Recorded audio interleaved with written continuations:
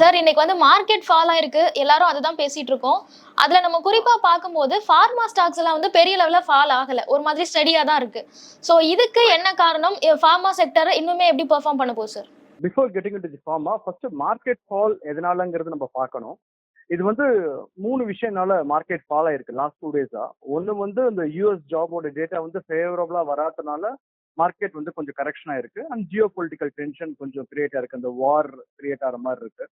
And and இது வந்து இன்னொன்று வந்து பார்த்தீங்கன்னா என் கேரி ட்ரேடுன்னு சொல்லுவாங்க. இது வந்து பார்த்தீங்கன்னா லாஸ்ட் 20 இயர்ஸா ஜாப்பனீஸ் மார்க்கெட்ல வந்து இன்ட்ரெஸ்ட் ரேட் ஏறவே இல்லை, 0% இன்ட்ரெஸ்ட் ரேட்ல இருந்தனால அங்கேருந்து ஃபண்ட்ஸ் எல்லாமே எதெல்லாம் வந்து எந்தெல்லாம் மார்க்கெட் வந்து லுக்ரேட்டிவா இருக்கோ அந்த மார்க்கெட்ல வந்து இன்வெஸ்ட்மெண்ட் பண்ணிட்டு இருந்தாங்க.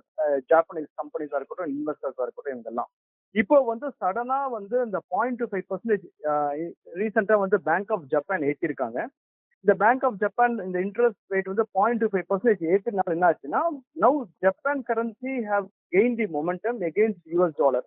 அப்போ வந்து ஆட்டோமேட்டிக்கா எங்கெங்கெல்லாம் அவங்க இன்வெஸ்ட்மெண்ட் பண்ணிருக்காங்களோ, இன்வெஸ்ட்மெண்ட் நடந்திருக்கோ, அங்கேருந்து செல் ஆஃப் நடக்குது, குளோபல் செல் ஆஃப்.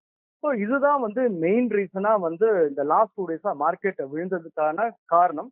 இது எவ்வளவு நாளைக்கு போகும் அப்படிங்கிறது தெரியல. பட் ஆனா compare to other global market, Indian market has fallen much lesser. மிச்ச மார்க்கெட்லாம் கம்பேர் பண்ணும்போது பாத்தீங்கன்னா, ஸோ இன்னவே அது வந்து it shows that market is still looking very bullish Indian market. And investors யாரும் கான்ஃபிடன்ஸை லூஸ் பண்ணாம நம்ம கொண்டு போகலாம் அப்படிங்கிற மாதிரி தான் தெரியுது இதை பார்க்கும்போது. And answering your question, pharma பொறுத்த வரைக்கும் பாத்தீங்கன்னா it is called as defensive stock. Pharma and எஃப்எம்சிஜிங்கிறது டிஃபென்சிவ் ஸ்டாக்.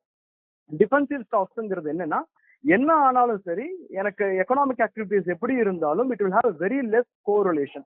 ஸோ அப்படிங்கிறப்போ உங்களுக்கு எக்கனாமிக் ஆக்டிவிட்டி ரிசெஷன் இப்போ பாத்தீங்கன்னா கோவிட் டைம்ல பாத்தீங்கன்னா 2020 2021 பாத்தீங்கன்னா அப்பவும் pharma and FMCG were doing well. ஏன்னா it has got less correlation between the economic activities and the share price of that particular company. ஏன்னா எப்படி இருந்தாலும் அவங்களோட நெசசிட்டியை ஃபுல்ஃபில் பண்றதுக்காக மருந்து மாத்திரை இல்லாம ஒருத்தவங்களால இருக்க முடியாது. அதே மாதிரி சுகரோ சால்ட்டோ இந்த மாதிரி எந்த ஒரு எஃப்எம்சிஜி குட்ஸ் இல்லாம சாப்பிட ஒரு மனுஷனால இருக்க முடியாதுங்கிறதுனால அது வந்து எப்படி இருந்தாலும் நல்லா தாங்க பண்ணிட்டு இருக்கோம். ஸோ அதனால ஃபார்மா ஸ்டாக் வந்து அண்ட் எஃப்எம்சிஜியை பொறுத்தவரைக்கும் it is all looking very attractive. And கண்டிப்பா வந்து நம்ம வந்து அதுல ஹோல்ட் பண்ணலாம். அந்த டிஃபென்சிவ் ஸ்டாக்குங்கிறதுனால தான் வந்து பெரிய லெவல்ல வந்து அந்த வீழ்ச்சி வந்து அங்க விழலைங்க. அதே மாதிரி எப்பெல்லாம் வந்து இந்த மாதிரி நெகட்டிவ் கோரிலேஷன் எப்பெல்லாம் மார்க்கெட் விழுதோ அப்பெல்லாம் இந்த 2 செக்டாரும் கொஞ்சம் பெட்டராகவும் பெர்ஃபார்ம் பண்ணும். நிறைய ஃபண்ட் மேனேஜர்ஸ் கூட என்ன பண்ணுவாங்க, டிஃபென்சிவ் பெட் எடுத்து வைப்பாங்க. லைக் மார்க்கெட் வந்து இப்போ பீக்ல போகும்போது instead of keeping in cash market, அவங்க வந்து இந்த டிஃபென்சிவ் செக்டார்ல வந்து அதாவது பர்டிகுலர் இந்த 2 செக்டர்லயும் கொஞ்சம் அலோகேஷன் பண்ணி வச்சுப்பாங்க. அப்போ மார்க்கெட் கரெக்ஷன் ஆகும்போது they will switch back to the other sectors. This is how it works. Pharma செக்டர்ல வந்து சேஃபான ஒரு சைடு இருக்கு அப்படின்னு சொன்னீங்க. சோ இந்த மார்க்கெட் ஃபால் டைம்ல என்னென்ன மாதிரியான ஃபார்மா ஸ்டாக்ஸ் எல்லாம் வந்து இன்வெஸ்டர்ஸ் வாட்ச் பண்ணிட்டே இருக்கணும், எதுல இன்வெஸ்ட் பண்ணா பெட்டரா இருக்கும் சார்? இதை பொறுத்த வரைக்கும் நீங்க பீட்டா பார்க்கணும் சத்யா.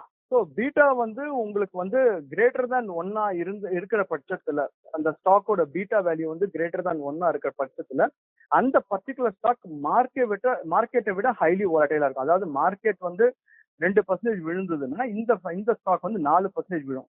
அதே மாதிரி பீட்டா வேல்யூ வந்து லெசர் தேன் 1 இருக்கிற பட்சத்துல மார்க்கெட் விழுறதை விட நமக்கு வந்து அந்த பர்டிகுலர் ஸ்டாக் வந்து கம்மியா விழும்.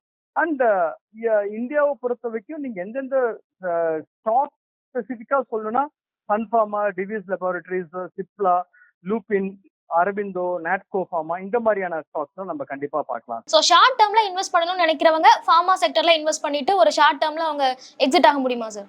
ஷார்ட் டேர்ம்ல ஆக்சுவலா இப்ப ரேலி ஆயிடுச்சு ஃபார்மா செக்டர்ஸ் கூட கம்பேரிட்டிவ்லி. நீங்க லாங் டேர்ம் பாக்குற மாதிரி இருந்தீங்கன்னா டெஃபினட்டா நம்ம வந்து கன்சிடர் பண்ணலாம். லாங் டேர்ம்க்கு அட்லீஸ்ட் ஒரு 3 to 5 இயர்ஸ் நீங்க பார்க்கும்போது டெஃபினட்டா pharma is looking very attractive.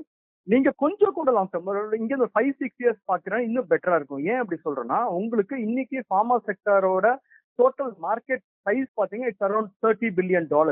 இது வந்து 2030ல which is going to become $130 billion மாறப்போகுது. ஸோ அதனால வந்து pharma is going to grow multifold in India. Plus aging factor is also adding to the ஃபிளேவர்ங்கிற மாதிரி சொல்லலாம். ஏன்னா இப்போ வயசானவங்க இன்க்ரீஸ் ஆக ஆப்வியஸ்லி மெடிசின்ஸ் யூஸ் பண்ணி தான் ஆகணும், ட்ரீட்மெண்ட்டுக்காக போய் தான் ஆகணும் ஹாஸ்பிட்டல்ஸ்க்கு. இதெல்லாம் வந்து நமக்கு இன்னும் பயங்கர ஸ்ட்ராங் ஆக போகுது.